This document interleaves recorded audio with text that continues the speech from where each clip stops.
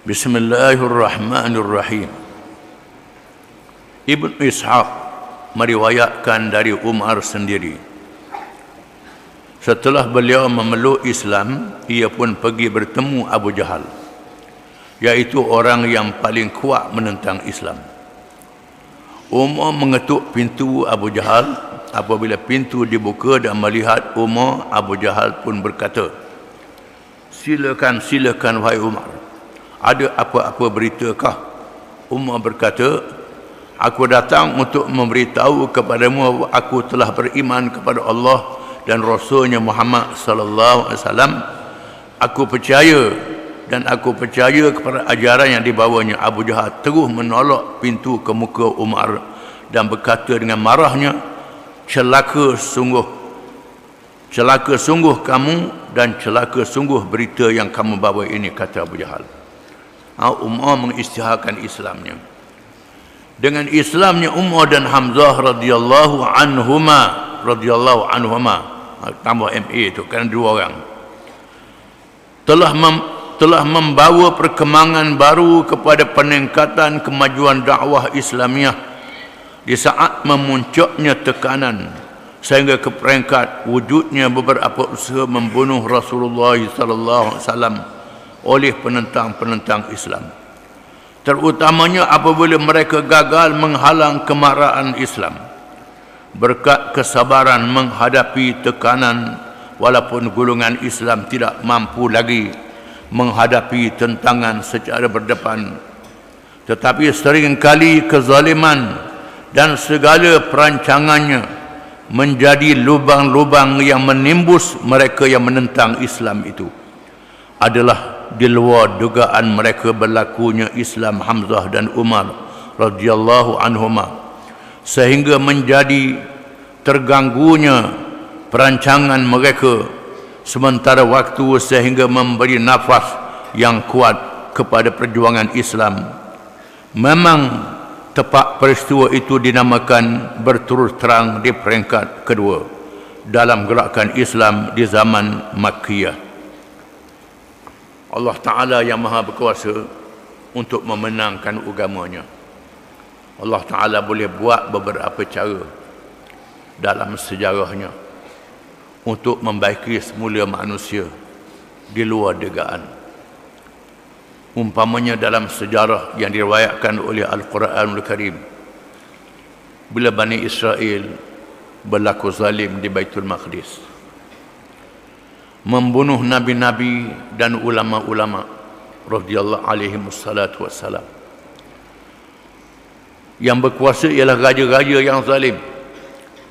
Mereka yang saleh, mereka yang baik tak boleh nak buat apa. Mereka mendiamkan diri, bukan macam umat Muhammad sallallahu alaihi wasallam. Ada umat Muhammad, Allah Taala akan adakan mereka yang berani berterus terang sepanjang zaman. Bila mereka yang lemah tidak mampu, Allah Taala melakukan dengan takdirnya pada tentera Bakhtanusar yang kafir, yang majusi menyerang Baitul Maqdis. Baitul Maqdis dipunahkan. Bani Israel hidup merempat beratus-ratus tahun. Selepas itu mereka balik semula ke Palestin. Itu berlaku dalam sejarah yang disebut oleh Al-Quranul Karim. Nabi pernah sebut dalam satu hadis, innallaha yansuru hadzal din birrajulil fajir. Kadang-kadang Allah Ta'ala tolong agama dengan orang jahat. Ini berlaku. Allah Ta'ala tolong agama dengan orang jahat. Bila orang jahat sedar dan insaf, balik pada Islam, menyebabkan mereka menjadi penolong kepada agamanya. Ini berlaku. Dengan sebab itu jangan kita mudah tunjuk mu ni ahli neraka, mu ni ahli neraka. Jangan. Itu adalah kepunyaan Allah Subhanahu wa taala. Jangan kita kata mu ni dah arak sampai mati, mapuh mu dah. Begitulah jahat. Jangan, tidak boleh sekali-kali. Ini adalah hak Allah Taala. Di sini disebut dalam hadis Qudsi. Dalam hadis Qudsi diriwayatkan berlaku di zaman dahulu dua orang yang bersaudara, seorang baik, seorang sangat jahat. Lalu yang baik ini berkata pada yang jahat, mu ahli neraka. Hak baik kata jahat, mu ahli neraka. Lalu Allah mematikan keduanya. Dan Allah panggil roh keduanya menghadap Allah Ta'ala. Allah Ta'ala tanya kepada yang baik, yang mengatakan mu ni ahli neraka. Allah Ta'ala, urusanmu ke? Urusanmu? Urusan kamu ke yang menentukan dia neraka? Tuhan tanya dia. Dia tak boleh jawab. Lalu Allah perintahkan yang baik ni masuk neraka, yang jahat ni masuk syurga. Ini jangan main-main. Ini di bawah bidang kuasa Allah Ta'ala yang maha bijaksana, yang kita tak boleh campur tangan. Jangan campur tangan urusan Allah Ta'ala. Terdapat di kalangan orang-orang kita ni bodoh sangat bercakap. Semangat tinggi sangat. Dia tak tahu dia lagu mana. Dia lagu mana. Dia sendiri lagu mana. Duduk kuat, akhirnya terjun lagi. Ini kena faham. Tak boleh. Di sinilah dia suruh kita bersemayam dengan khusyuk. Ihdinas siratal mustaqim. Ihdinas siratal mustaqim. Tiap-tiap rakaat semayam, tunjukkanlah kami jalan betul, wahai Tuhan. Tak betul lagi ke? Duduk ulang hak tula. Tak betul lagi ke? Ulang hak tula. Ihdinas siratal mustaqim. Tunjuk jalan yang betul. Sebabnya jalan yang betul ini sangat mencabar. Ujian-ujian syaitan yang masuk dalam hati kita, perasaan kita, dan ujian manusia yang mengelilingi kita, keluarga kita, anak beranak kita, kawan-kawan kita. Ada di antaranya yang baik pada kita, ada di antaranya yang boleh mengheret kita kepada kejahatan. Ini kena faham. Dan sebab itulah kita disuruh bergantung pada Allah Subhanahu wa Ta'ala. Dalam surah Nabawiyah, Allah Ta'ala menolong agamanya dengan Islamnya Hamzah dan Umar bin Khattab radhiyallahu anhuma, dua orang yang dianggap samsing di zaman jahiliyah. Samsing zaman jahiliyah, cerdik samsing. Inilah Nabi sebut dalam satu hadis, khiyarukum fil jahiliyati khiyarukum fil islami idza faqahu. Mereka yang pilihan di masa jahiliyah, pilihan di masa Islam bila mereka faham. Bila mereka faham, mereka belajar, mereka gerti Islam, mereka jadi pilihan bersama dengan Islam. Orang yang pilihan masa jahiliyah. Masa jahiliyah dia cerdik. Bila sama dengan Islam, dia cerdik juga. Dia faham. Dia guna cerdik dia untuk Islam. Berani dia untuk Islam. Ada orang bodoh sepanjang masa. Masa jahiliyah bodoh, Tuhan beri hidayah dia masuk Islam. Lepas tu tak belajar, bodoh juga terus menerus. Begitu. Ada. Itu macam-macam manusia. Ada orang cerdik, lepas tu dia ikut Islam sekejap, lepas tu dia tak belajar, dia tak mengaji, tak mikir, tak didik diri dia, jadi bodoh balik, masuk jahiliyah balik. Macam-macam boleh berlaku. Suhaib, bukan Muhib tu, Suhaib dengan salah. Suhaib bin Sinan Ar-Rumi radhiyallahu anhu menegaskan, apabila Islamnya Umar, Islam menjadi terang-terangan. Seruannya dilakukan secara terbuka. Kami duduk secara berhalaqah, secara melingkung, duduk buat bulatan di kawasan Kaabah. Kami boleh tawaf, bertindak adil terhadap orang yang berkasa terhadap kami, dan kadang-kadang kami bertindak balas.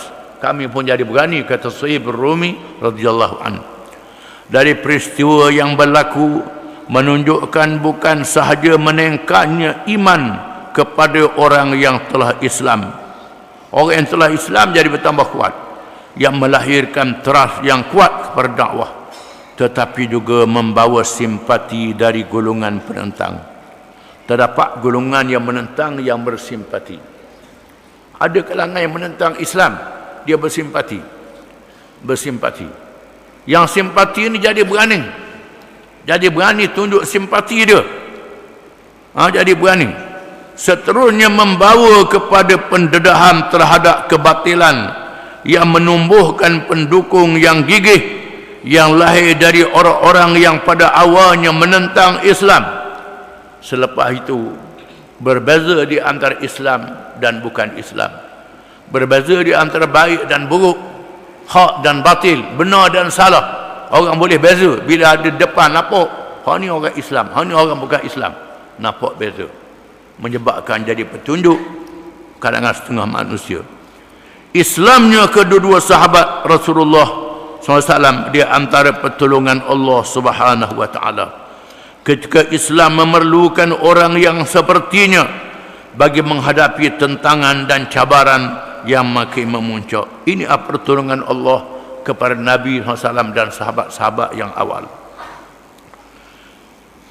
Peristiwa ini menjadi pengajaran agar kita tidak berputus asa ketika mendakwahkan orang yang terlalu keras menentang Islam. Menunjukkan kita tak boleh putus asa dalam dakwah. Orang yang kerah, kita sabar. Sabar. Dia kerah, kita sabar. Dia kerah, kita sabar. Sabar mati kena sabar. Ini dia ajar begitu. Kerana boleh jadi mereka yang kerah ini akan berpusing mendapat hidayah daripada Allah Subhanahu wa taala. Lantaran bukan mustahil orang yang kerah menentang Islam itu kelak akan dipancari cahaya hidayah yang boleh menukar sikapnya menjadi orang yang paling gigih pula memperjuangkan Islam. Tak mustahil jadi pusing, jadi terbalik. Mereka yang kerah dulu balik mari pada Islam dan bersama dengan Islam. Ini kita kena faham. Ada orang buat dengar kita tak boleh lawak, kita ni timu dia ada riang. Timu dengan riang tak orang nak lawak, timu tak orang ada riang, kerah tak boleh lawak. Kalau efek dengan timu, habislah kulit timu cadar. Dia timu sabar dia. Dia lama-lama riang tu jadi ngekoh. Jadi poyok. Ambil poyok tok timu tok tak poyok tu. Ini dia. Tu satu bandingan yang jelas. Wallahu a'lam.